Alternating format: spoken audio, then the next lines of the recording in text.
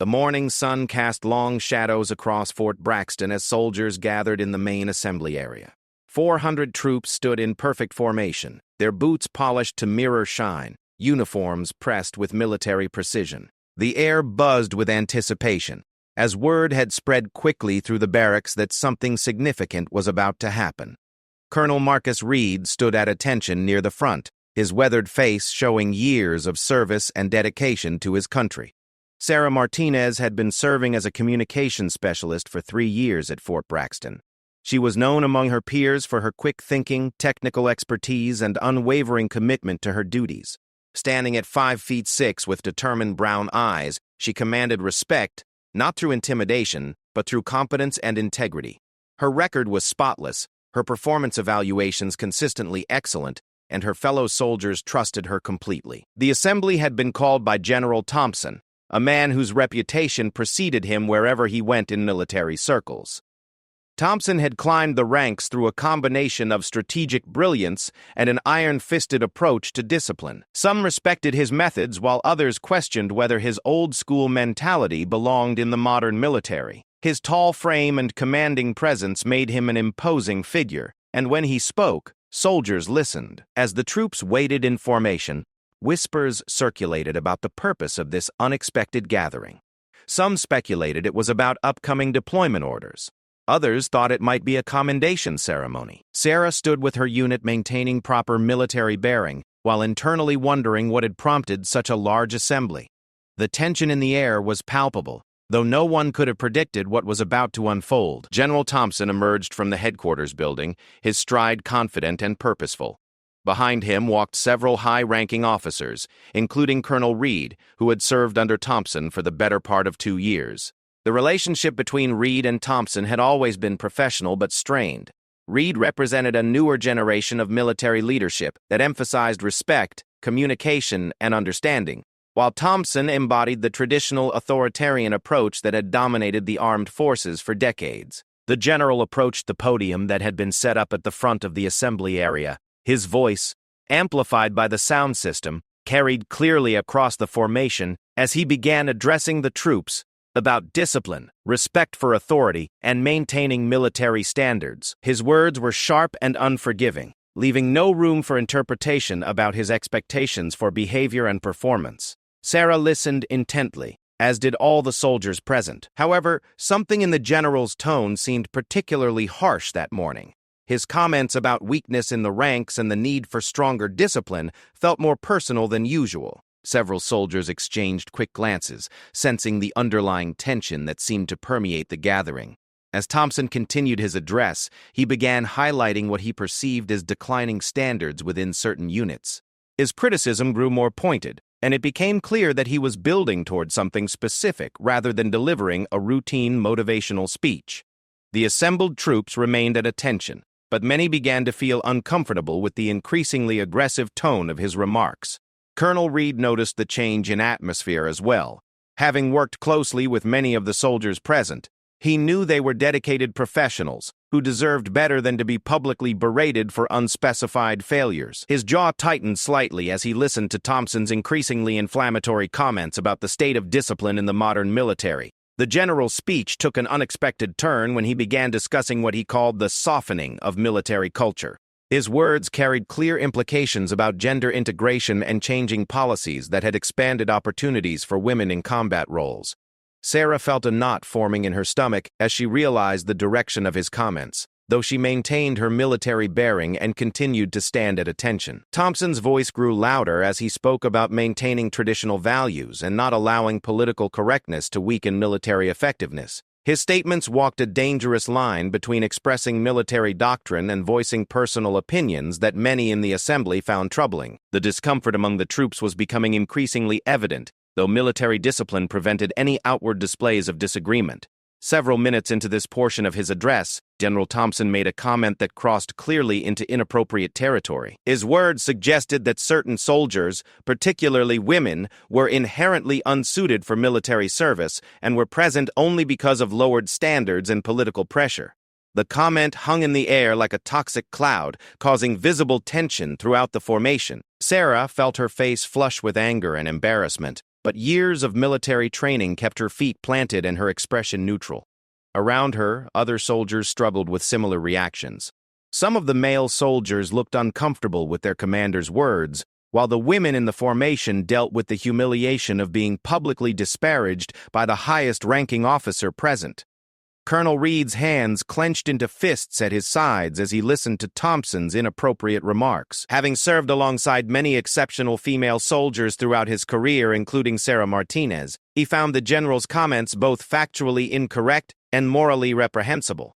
The muscle in his jaw worked overtime as he struggled to maintain military protocol while witnessing what amounted to public harassment of soldiers under his command. The general seemed to notice the tension his words had created among the assembled troops, but rather than moderating his tone, he appeared to take satisfaction in the discomfort he was causing.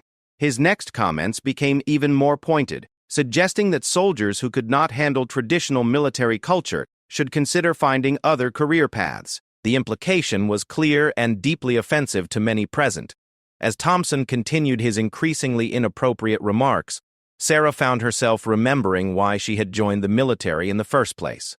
Her father had been a career soldier, and she had grown up hearing stories about honor, service, and sacrifice. She had enlisted not because standards were lowered for her, but because she wanted to serve her country with the same dedication her father had shown. Standing in that formation, listening to a general question her very right to serve, felt like a betrayal of everything she had worked for. The atmosphere in the assembly area had become electric with tension. 400 soldiers stood perfectly still, but the emotional undercurrent was intense and growing stronger with each passing moment. Many of the troops had served in combat zones, had proven their courage and competence under fire, and were now being lectured by someone who seemed to question their fundamental worth as soldiers based solely on their gender.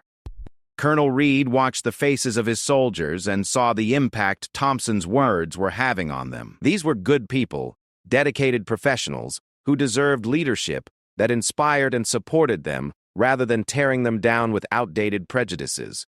His respect for military hierarchy was being severely tested by what he was witnessing. The breaking point came when General Thompson made a particularly vicious comment directly targeting female soldiers in the formation.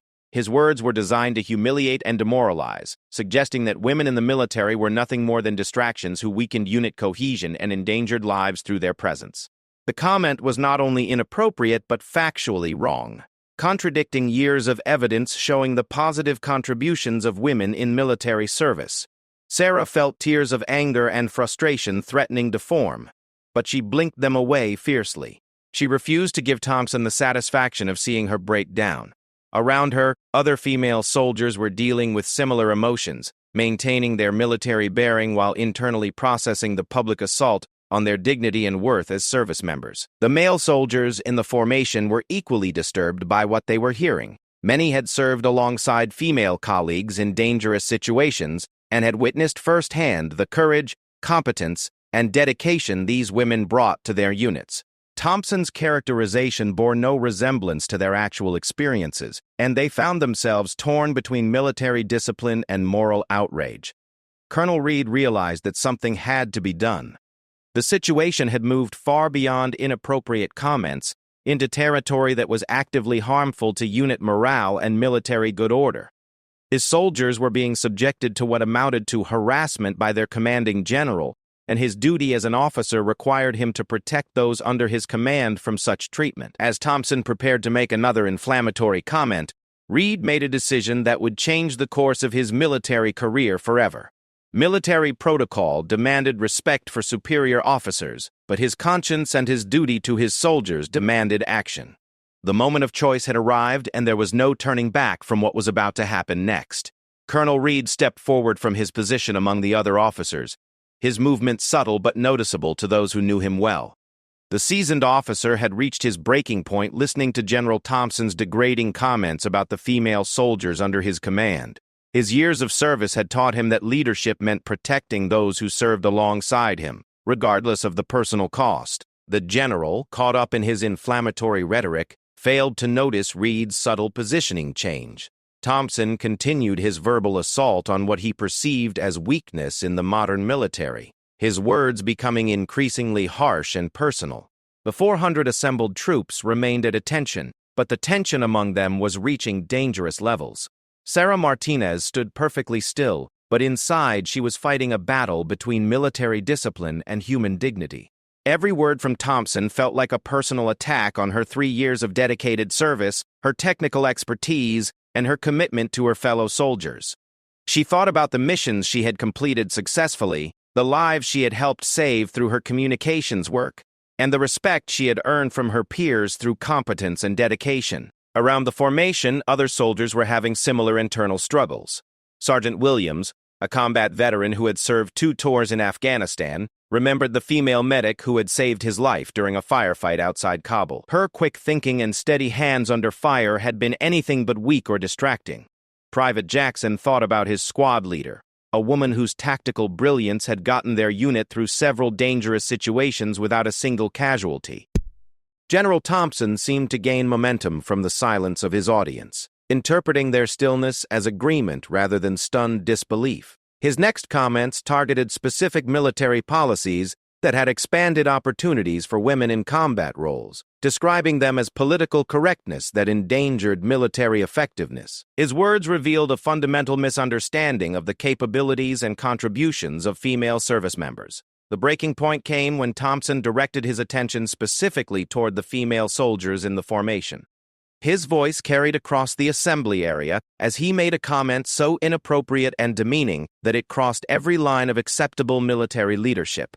He suggested that women who could not handle being called out for their inherent weaknesses should leave the military immediately, as they were clearly unsuited for real military service. The comment hit Sarah like a physical blow. She had endured difficult training, proven herself in challenging assignments, and earned the respect of her male colleagues through hard work and competence. To be told by the highest-ranking officer present that she was inherently weak and unsuited for service felt like a betrayal of everything she had sacrificed for her military career. Colonel Reed heard the sharp intake of breath from several soldiers in the formation and saw the impact of Thompson's words on their faces. These were his people, soldiers he had trained, mentored, and led through difficult situations. Watching them being publicly humiliated by someone who was supposed to be their leader violated every principle of military leadership he held dear. The colonel's decision crystallized in that moment. Military hierarchy and respect for superior officers were important, but they could not supersede the fundamental duty to protect soldiers from abuse and harassment. Thompson's behavior had moved far beyond the bounds of acceptable military leadership and was actively harmful to unit morale and military good order. Taking a deep breath, Colonel Reed stepped completely out of formation and began walking toward the front of the assembly area.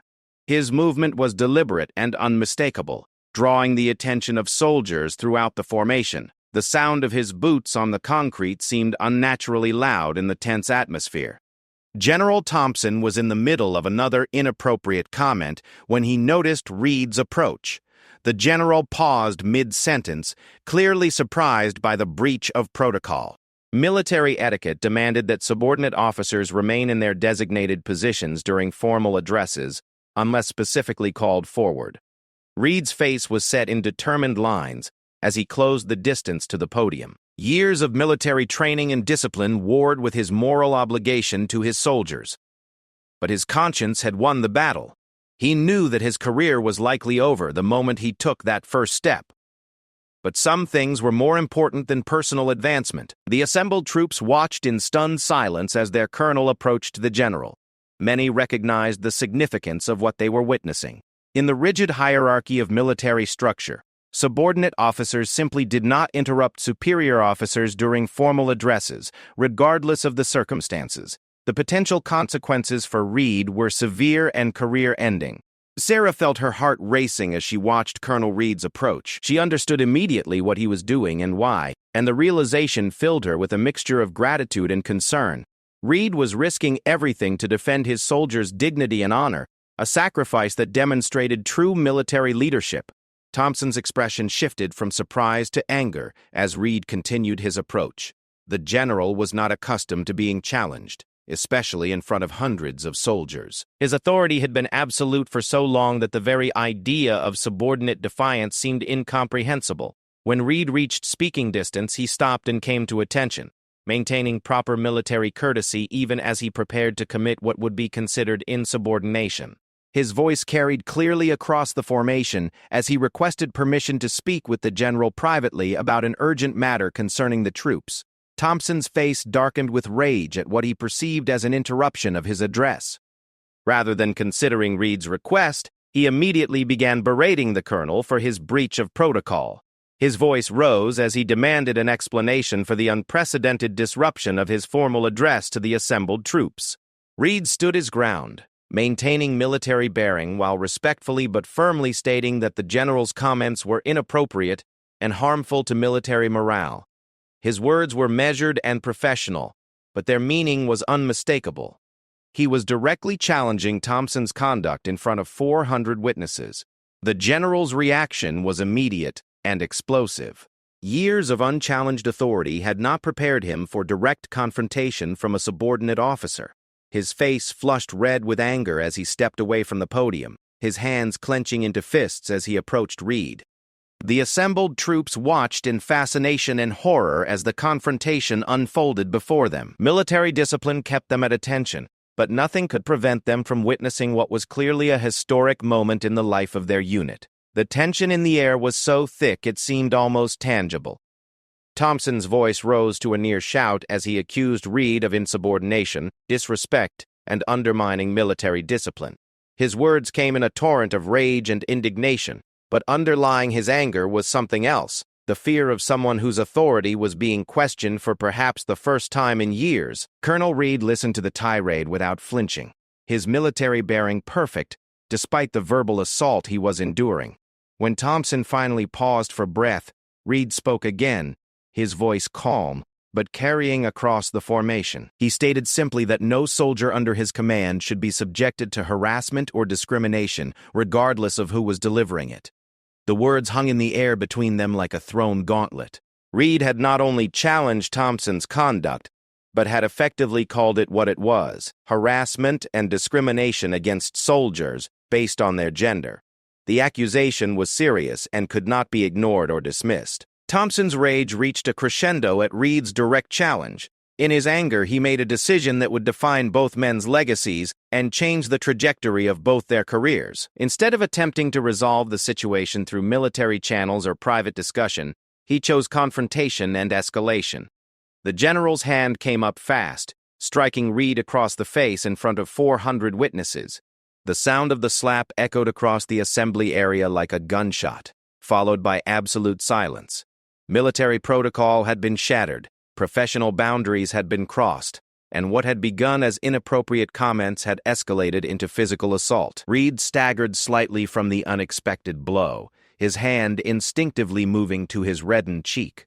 For a moment, time seemed frozen as everyone present processed what had just happened. A general officer had just physically struck a subordinate in front of hundreds of witnesses, an action that violated every principle of military leadership and conduct. The assembled troops remained at attention, but the shock and disbelief on their faces was unmistakable. They had witnessed something unprecedented in their military experience: a complete breakdown of military discipline and leadership at the highest levels. The implications of what they had just seen would reverberate through their unit and beyond for years to come.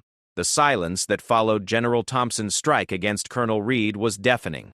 400 soldiers stood frozen in formation, their eyes wide with shock and disbelief at what they had just witnessed. The sound of that slap seemed to echo endlessly across the assembly area, marking a moment that would be burned into the memory of every person present.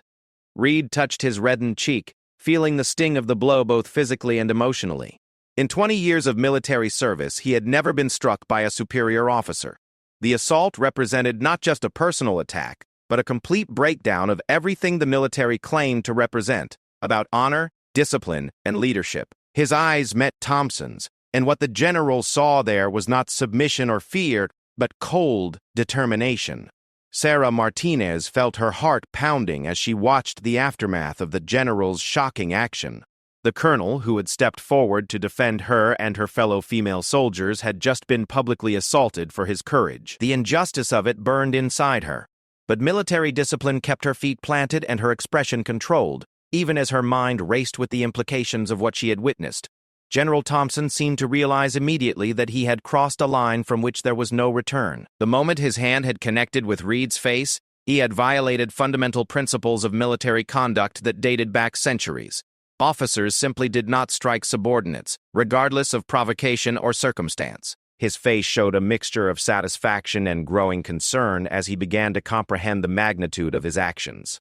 The assembled troops remained at attention, but their minds were processing rapidly. Many had served in combat zones where life and death decisions were made under extreme pressure, but none had ever witnessed such a complete breakdown of military leadership. The general's behavior had moved far beyond inappropriate comments into territory that was criminal in nature. Colonel Reed straightened slowly, his military bearing returning as he processed what had just occurred. The strike had been witnessed by hundreds of soldiers, multiple officers, and would undoubtedly be reported through proper channels. Thompson had just ended his own career in the most spectacular fashion possible, but Reed knew that his own career was likely finished as well for having precipitated the confrontation. The general seemed to be searching for words to justify or explain his actions, but there was no explanation that could make striking a subordinate officer acceptable. Military law was clear on such matters, and the presence of so many witnesses made denial impossible. Thompson's face showed the dawning realization that he had destroyed everything he had worked for in a moment of rage. Sergeant Williams, standing in formation with his unit, found himself thinking about the chain of command and military justice. He had seen officers relieved of command for far lesser offenses than what he had just witnessed. The general's assault on Colonel Reed was not just a breach of military discipline, but a criminal act that would have serious consequences. Reed's voice, when he finally spoke, was calm and steady despite the red mark on his face. He informed Thompson that his actions had been witnessed by the entire formation and would be reported through appropriate channels. His words were professional and measured, showing remarkable composure for someone who had just been publicly assaulted by his commanding officer. The general's reaction to Reed's statement was immediate and violent. Perhaps realizing that his career was already destroyed, Thompson seemed to abandon any pretense of military bearing or leadership. His face contorted with rage as he stepped closer to Reed, his fists clenched and his posture threatening. What happened next would become legend among the soldiers present that day. Thompson, in his fury at being challenged and having his authority questioned, drew back his fist to strike Reed again. The general's intention was clear to everyone watching. He was preparing to escalate the physical assault on a subordinate officer in front of 400 witnesses. Reed saw the punch coming and had milliseconds to react. His military training, which included hand-to-hand combat instruction, kicked in automatically. As Thompson's fist came toward him, Reed stepped slightly to the side and delivered a precise uppercut that caught the general squarely on the jaw. The sound of Reed's fist connecting with Thompson's jaw was sharp and definitive. The general's head snapped back from the impact. His eyes rolled up, and his knees buckled instantly. General Thompson, who had just moments before been berating soldiers for their supposed weakness, crumpled to the ground unconscious, knocked out cold by a single punch from the colonel he had just assaulted. The reaction from the assembled troops was immediate but varied. Some gasped audibly at seeing their commanding general laid out on the concrete. Others struggled to suppress smiles or expressions of satisfaction at seeing justice delivered so swiftly and decisively. All recognized that they had just witnessed something extraordinary and historically significant. Sarah Martinez felt a surge of satisfaction and vindication watching the general who had publicly humiliated her and her fellow female soldiers lying unconscious on the ground. Colonel Reed had not only defended their honor with words, but had backed up that defense with action when physically threatened. The symbolic justice of the moment was not lost on anyone present. Reed stood over Thompson's unconscious form, his expression showing no satisfaction or regret, only resignation about what had just occurred. He knew that striking a superior officer, even in self-defense, would likely end his military career. However, some principles were worth more than personal advancement, and defending his soldiers from harassment and assault was one of them. The other officers present stood in shocked silence, unsure of how to respond to such an unprecedented situation. Military protocol had no clear guidance for handling a scenario where a general officer had been knocked unconscious by a subordinate after assaulting him in front of hundreds of witnesses. The normal chain of command had effectively collapsed in that moment. Medical personnel were quickly summoned to attend to the unconscious general. As they worked to revive Thompson, the assembled troops maintained their formation, though the discipline required to remain at attention after witnessing such events was extraordinary. The professional training that had been drilled into them over years of service was being tested to its limits. When Thompson finally regained consciousness several minutes later, his first sight was the concerned faces of medical personnel and the standing formation of soldiers who had witnessed his humiliation. The general's jaw was swollen and painful, his pride was shattered, and his career was effectively over. The man who had minutes earlier been lecturing about military discipline and strength had been rendered unconscious by a single punch from a subordinate. Reed helped Thompson to his feet, maintaining military courtesy even after everything that had occurred. His actions demonstrated the difference between true military leadership and the authoritarian bullying that Thompson had displayed. Even in the aftermath of the confrontation, Reed showed more professionalism and dignity than his superior officer had managed throughout the entire assembly. The general's first words upon regaining his senses were threats about court-martial proceedings and criminal charges against Reed for striking a superior officer. However, his threats rang hollow given the circumstances and the number of witnesses who had seen him initiate the physical confrontation. Thompson's position was untenable, and everyone present knew it. Colonel Reed stood at attention and formally requested permission to escort the general to the medical facility for proper evaluation of his injuries. His adherence to military protocol, even in such extraordinary circumstances, demonstrated the kind of leadership and character that had prompted him to challenge Thompson's inappropriate behavior in the first place. As medical personnel helped Thompson away from the assembly area, the 400 soldiers remained in formation, processing what they had witnessed. They had seen inappropriate leadership challenged, physical assault answered with self-defense, and justice delivered in the most dramatic fashion imaginable. The events of that morning would become the stuff of military legend. The immediate aftermath left Colonel Reed effectively in command of the formation, though his own future was uncertain. He dismissed the troops in a calm, professional manner, instructing them to report to their units and continue with their assigned duties. His handling of the situation showed remarkable composure, given that he had just ended his military career to defend his soldiers' dignity. As the soldiers dispersed to their barracks and duty stations, conversations erupted throughout the base about what had just occurred. The story would spread quickly through military channels, but for those who had witnessed it firsthand, no retelling could capture the full impact of seeing a general officer knocked unconscious after assaulting a subordinate who had dared to defend his troops from harassment and discrimination. The hours following the confrontation between Colonel Reed and General Thompson transformed Fort Braxton into a hub of unprecedented activity. Military investigators, legal officers, and high-ranking officials descended upon the base as word of the incident spread through official channels. The assault of a subordinate officer followed by that officer's defensive response had created a legal and administrative nightmare that would take months to resolve. Sarah Martinez sat in her barracks that evening, replaying the events of the morning in her mind. The image of Colonel Reed stepping forward to defend her and her fellow female soldiers would stay with her forever. She thought about the courage it had taken for him to challenge General Thompson's inappropriate behavior, knowing full well that his military career would likely be destroyed in the process. The investigation began immediately, with statements being taken from all 400 soldiers who had witnessed the incident. Military police conducted interviews throughout the day, documenting every detail of what had occurred during the assembly.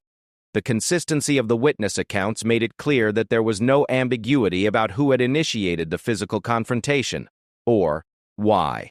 Colonel Reed spent most of the day in meetings with military attorneys, investigators, and senior officers who had been dispatched from headquarters to handle the situation. His account of the events was straightforward and unembellished. He had challenged Thompson's inappropriate behavior toward female soldiers, been struck by the general, and defended himself when Thompson attempted to strike him again. General Thompson, meanwhile, was receiving medical treatment for his injuries and legal counsel regarding the charges he would face. The assault of a subordinate officer in front of hundreds of witnesses was an indefensible action that violated both military law and basic principles of leadership. His attorneys were already discussing plea agreements and early retirement options. The story of the incident spread rapidly throughout the military community, generating intense discussion about leadership, accountability, and the treatment of women in the armed forces. Many saw Reed's actions as heroic, standing up for his soldiers against inappropriate behavior by a superior officer. Others worried about the implications of subordinates physically confronting their commanders, regardless of the circumstances. Within days, the incident had attracted national media attention. News outlets picked up the story of the general who was knocked out after striking a colonel who had defended female soldiers from harassment. The public reaction was overwhelmingly supportive of Reed's actions, with many seeing him as a symbol of principled leadership in an era of institutional challenges. Sarah Martinez found herself at the center of unwanted attention as journalists sought to interview the soldiers who had been defended by Reed's intervention. She declined most requests, but did speak to one military publication about the importance of leadership that protects rather than demeans the soldiers under their command. Her comments were measured but powerful, emphasizing the professionalism and dedication of female service members. The legal proceedings moved quickly due to the clear evidence and numerous witnesses. General Thompson was court-martialed for assault, conduct unbecoming an officer, and failure to maintain good order and discipline. The case was straightforward, with video evidence from security cameras and testimony from hundreds of witnesses confirming the sequence of events. Colonel Reed faced his own legal challenges for striking a superior officer, despite the self-defense nature of his actions. However, the circumstances surrounding the incident and the overwhelming support from the soldiers who had witnessed it created a complex legal situation. Military attorneys argued that his response was justified given Thompson's initial assault and attempted second strike. The court-martial proceedings became a referendum on military leadership and the treatment of subordinates. Witness after witness testified about Thompson's inappropriate behavior and Reed's consistent record of professional, respectful leadership.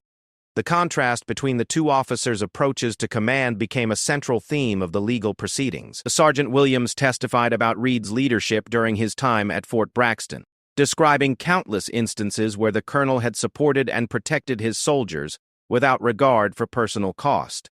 His testimony, along with similar accounts from dozens of other soldiers, painted a picture of an officer who embodied the best traditions of military service. Sarah Martinez's testimony was particularly powerful, describing not only the events of that morning, but also Reed's consistent support for all soldiers under his command regardless of gender.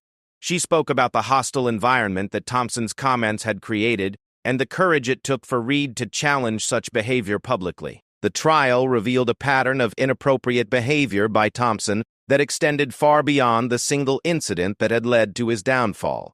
Multiple witnesses testified about previous occasions when the general had made inappropriate comments or demonstrated bias against female soldiers. The evidence painted a picture of an officer who had lost touch with modern military values. Public support for Reed continued to grow throughout the legal proceedings. Veterans organizations, women's groups, and military families rallied behind the colonel who had risked his career to defend his soldiers. Petitions calling for his exoneration gathered hundreds of thousands of signatures, and protest demonstrations were held outside military installations. The military justice system found itself in an unprecedented situation. While Reed had technically committed the offense of striking a superior officer, the circumstances made prosecution difficult and potentially counterproductive. The case became a test of the military's commitment to protecting soldiers from harassment and abuse, even when that protection came from challenging superior officers. General Thompson's court-martial concluded with his conviction on all charges. He was sentenced to dismissal from service, forfeiture of all pay and benefits, and a significant period of confinement. The severity of the sentence reflected the military's determination to demonstrate that such behavior would not be tolerated, regardless of rank or position. Reed's case proved more complex. While he was ultimately found guilty of striking a superior officer, the court recognized the extraordinary circumstances and the justification for his actions. He received a letter of reprimand and early retirement, allowing him to maintain his pension and benefits while acknowledging the technical violation of military law. The resolution satisfied few people completely, but represented a compromise that recognized both the importance of military hierarchy and the need to protect soldiers from abuse. Reed's early retirement was seen by many as a travesty of justice, while others argued that any physical confrontation with a superior officer, regardless of provocation, required some form of punishment. Sarah Martinez continued her military service, eventually rising to the rank of sergeant major. She often spoke to junior soldiers about the importance of principled leadership and standing up for what is right, even when it comes at personal cost. Her career became a testament to the opportunities available to dedicated service members regardless of gender. The incident at Fort Braxton led to significant changes in military policy and training. New programs were implemented to address harassment and discrimination, with particular emphasis on creating safe reporting channels and protecting soldiers who reported inappropriate behavior. The military recognized that the culture that had enabled Thompson's behavior needed to change.